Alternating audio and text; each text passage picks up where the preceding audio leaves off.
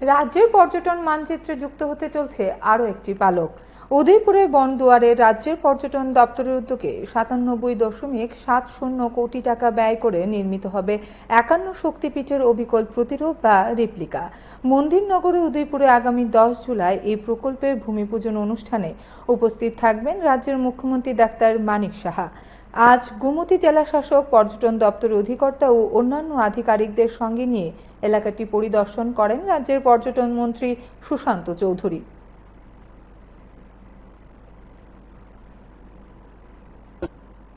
Last time जैसा आप बोले थे कि कुछ तुरंत था डंपिंग स्टेशन को हटा दिया सर, वो बंद कर दिया एक्चुअली, नॉट डंपिंग एनीमोर। इधर में ही सर एक नटराज का वो होगा सर, स्टैचू तो प्रपोज किया गया है सर 15 मीटर हाइट होगा।